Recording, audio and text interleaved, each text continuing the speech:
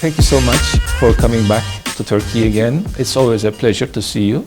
And I know for a fact that I've been in contact with you for maybe over 6-7 years now. And I was fortunate enough to visit you in Italy as well.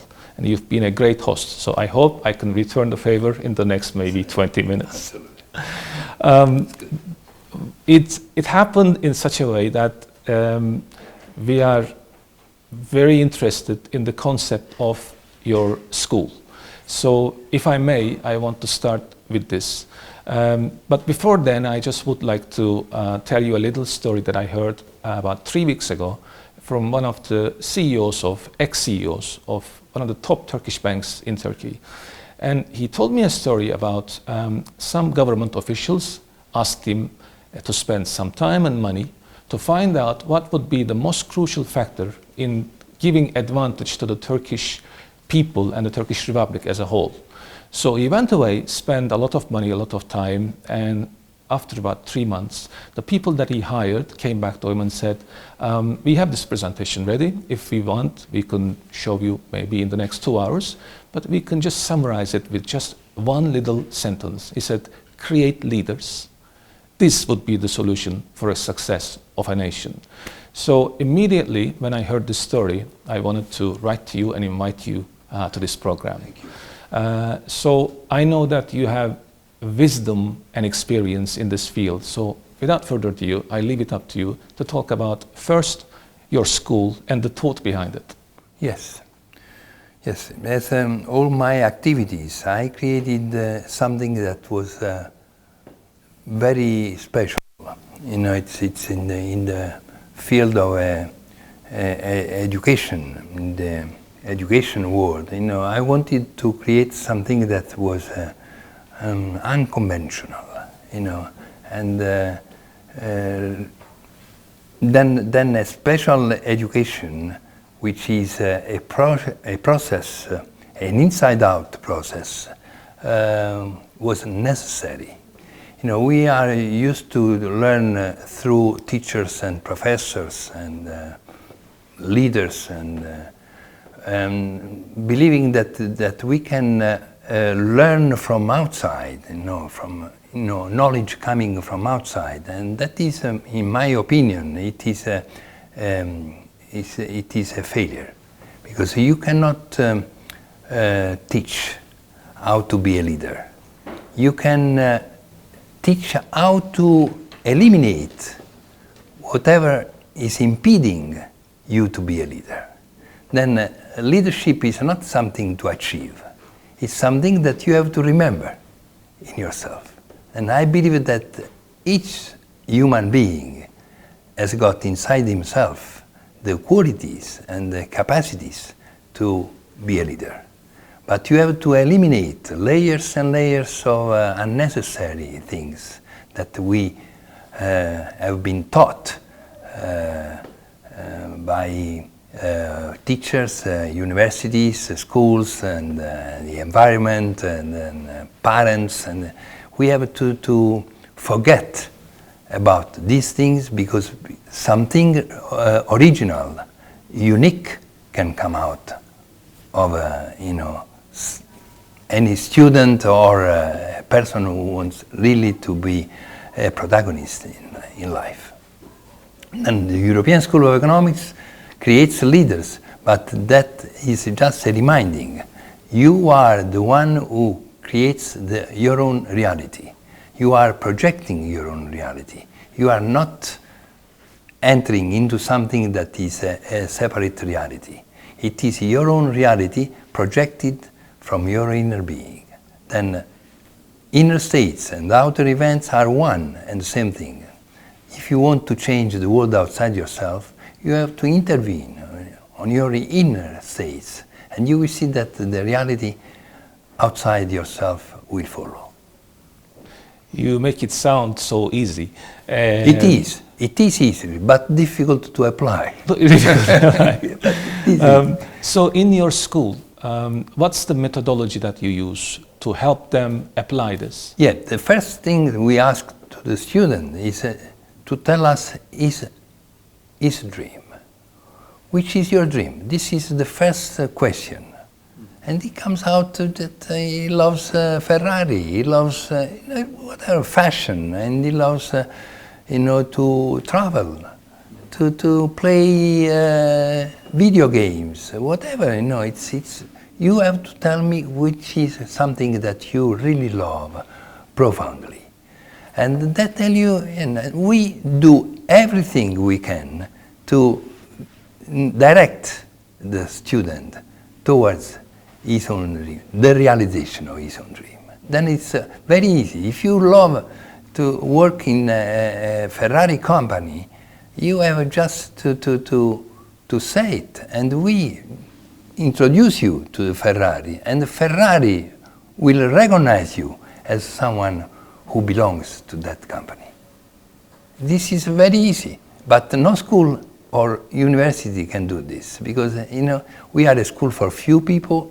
We know their story, we know their families, we know name, surname, and everything, that you can direct them towards something that no other school can do it. You are unique in that sense. We are unique, but the unique, it's a very simple thing, because you are just following the something that belongs to the students, and it's innate in the student.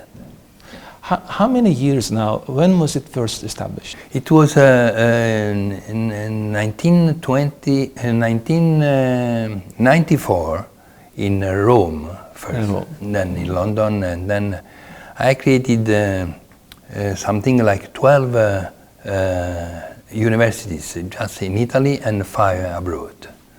And it was a great success. It was so great that I had also, the Italian state that was not so happy about it, and we had to discuss it. Yes, well, sometimes disturbance is a good sign. Yeah, it is a good. It is important when your idea is great. You, competitor or antagonist, I call them the antagonist, is ready to come, and the antagonist measure your idea. And if it is a great idea, the antagonist is ferocious, is really aggressive, and that you understand that your idea was valid and successful. Well, before this interview, I had in my mind many questions, but because of the flow of this conversation, we are just rewriting the book. So we will go along as the time surpasses. But the question that was in my mind while listening to you, so maybe it's time to bring the school to Turkey. Did you have any plans like this?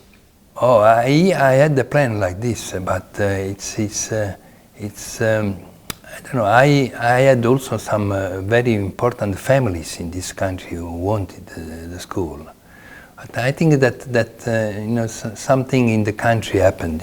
So probably the currency went down, and but I am looking always for people of goodwill that can really understand that a school like the European School of Economics is needed in this country. If you want really to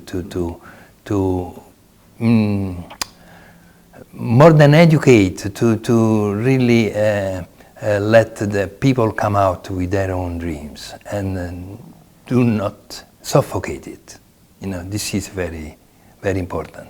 Then I think that this country is a country of dreamers, and we have to let them to come out with their full potential. Well, I personally have great faith in that as well. Yeah, it I've is. always been a passionate advocate of this. And one of the reasons that I have volunteered to do this program, so let me just jump to what I believe was a fruit of your book from the first days that I have read it. We all start the day with goodwill and good intentions and a desire to change ourselves. We all would like to be a dreamer, as you called, and change the world and reach our goals. But at the end of the day, most of us come across barricades or dependency issues, and that stops these wonderful dreams becoming true, or at least delaying them. So I think for the benefit of the country, each country, it's really important that to understand that dependency is not really a good thing, and it should go far, far away from it. And I know that you have an in-depth answer to that question. So can you talk to us a little bit about that? Yes. You know, schools and the universities educated us, you know, to depend upon, you know, the world outside ourselves, and this is not right. You know, we have to understand that the world outside ourselves is just a projection. It's not the world of causes. We forgot, we completely neglected the inner world, which is not the spiritual world. It's a world of causes, the world where you dream, where you got ideas, where you have feelings and emotions and thoughts. This is what I call the invisible world. The invisible world is the world of causes, and the world outside ourselves is just a projection. If you identify with the projection, you can never move a needle.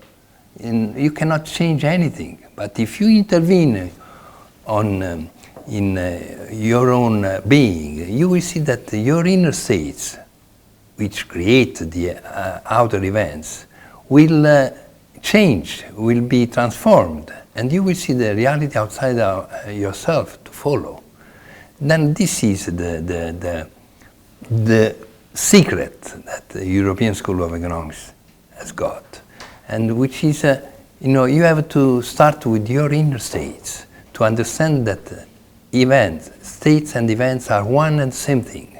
Vision and reality are one and the same thing. Your dream and your life is one and the same thing. If you understand this, then the gap, which is time between vision and reality, will disappear.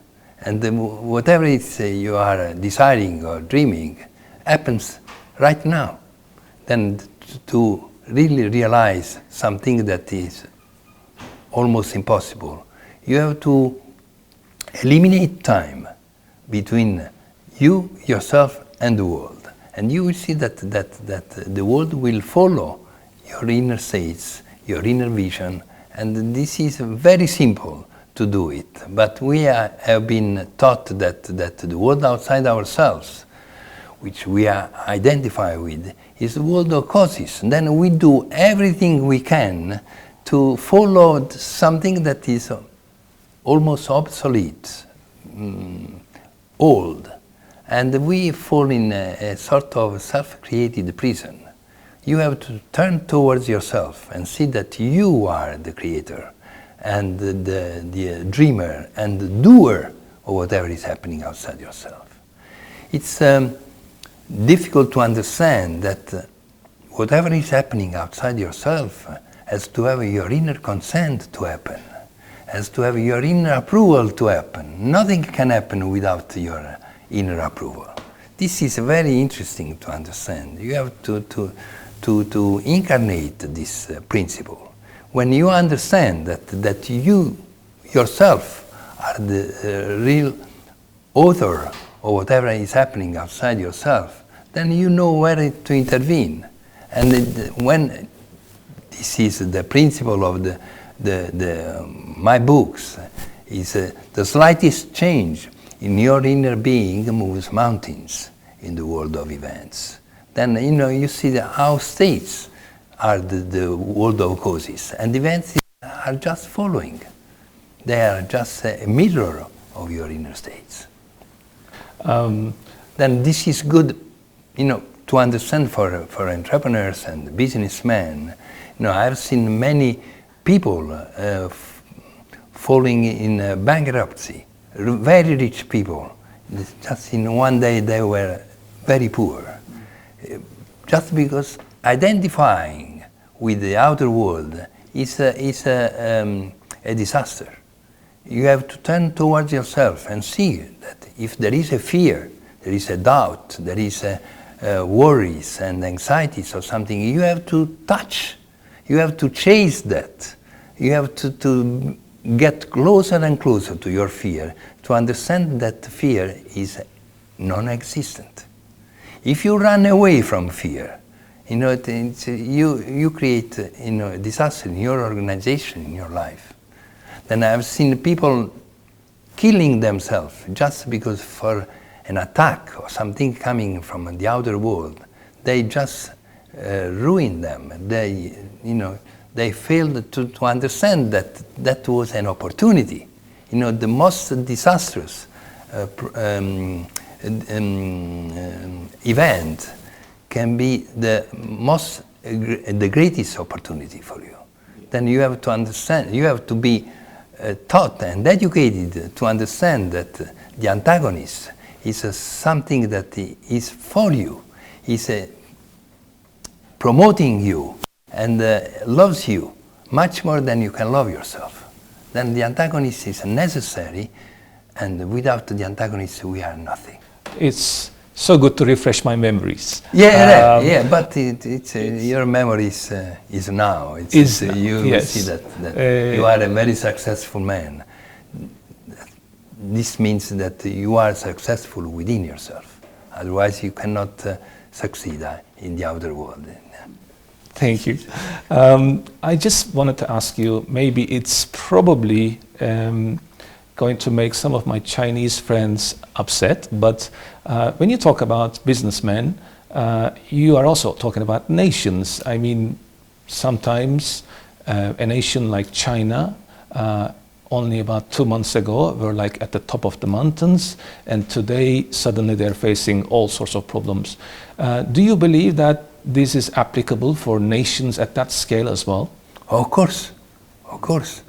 I mean, you see, you cannot separate yourself from countries, nation, your country or the other country. You have to understand that the world is your movie set. Whatever is happening within yourself, you can.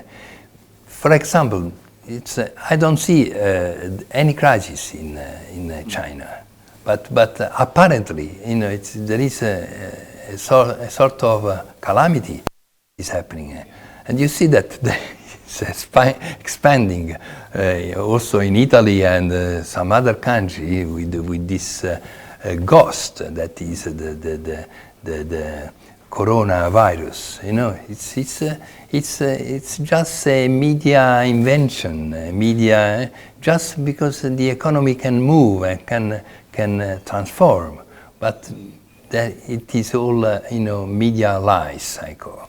But media is a very powerful tool, of course, to hypnotize people who are. That is the right word, you know. But a man of integrity cannot be hypnotized by media, you know, lies and fake news. You know, they are all fake news. You have to turn towards yourself and see yourself intact, and that the world goes in the right way. I don't know if this interview is going the way you planned it or you haven't planned anything, but for me it's just going like I'm sitting at the corner of my house and speaking to an old friend. So I hope you will forgive me for sometimes just speaking out my mind instantly. But I just remembered this right now. This morning I realized that I didn't tell my wife that I was meeting you today here. So this morning at breakfast I told her that I'm going to meet Elio and have him interviewed for EKOTURK. And what do you think I should ask him? And she said, there's only one question that you can ask. Only one question. What's the purpose of your life? You ask this to everybody, so I'm asking you. What's the purpose of Elio D'Anna's life? But I tell you that to say I have a purpose, it means to deal with time. And then it's like your dream in your terminology, your desires, yes. And you know, it's the target is here. You have to hit the target, and you should never move yourself from this very moment. Wow. Then your target is right now, and if you keep it always this instant present in yourself, you will have a successful life and a victory in all battles that you are going to fight. precious advice. And I know that It's called the economy of happiness. So would you like to give a little bit insight of what topics you'll be talking about without spoiling it, of course, to the people who will attend? Yes.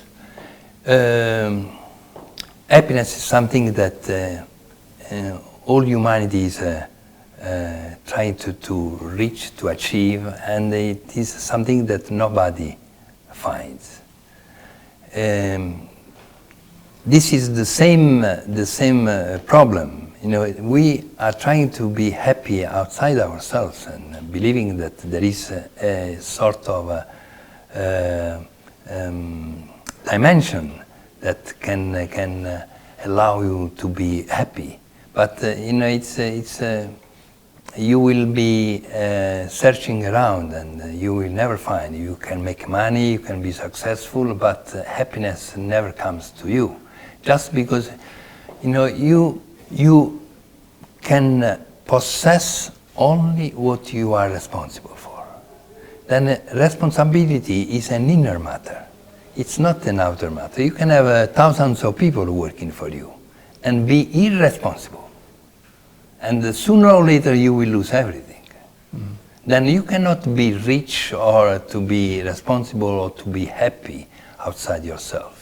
Because by chance you cannot have happiness or money or whatever, because by chance you will lose everything. You can possess only what you are responsible when you are in charge of yourself, when you are owner of your feelings, emotions, owner of your inner invisibility. Then you see that the visible world will reflect and respect your inner world. Then that is where we should concentrate and focus on. You know, your inner world is the world of causes and the world that makes you happy and free, and prosperity can come. But this is, you know, happiness is not something that you can find outside yourself, and it cannot be something that can last forever. You have to meet within yourself all the fears and doubts and the difficulties, just to understand that they are something that you can turn in something that can make you really happy and wealthy and healthy, of course. Yeah. Elio, it's been like water. So yeah, fast. Thank you. I did run out of time, but I have to ask you, the next time you come here, we have to continue this. It's been a great pleasure. I'd like to launch a suggestion to your people, to your audience, to say if there is someone or some that really wants that something can be changed in this country, you know, it's to contact me, to contact you, and to have the European School of Economics in this country as another center that you know that we are in the States, in London, in Madrid, in Italy, and I'd like to have it in this I'll country. be your number one Turkey. advocate, I promise. Sevgili EKOTURK izleyicileri, bu programın sonuna geldik. Bir sonraki programda görüşmek üzere. Hoşça kalın.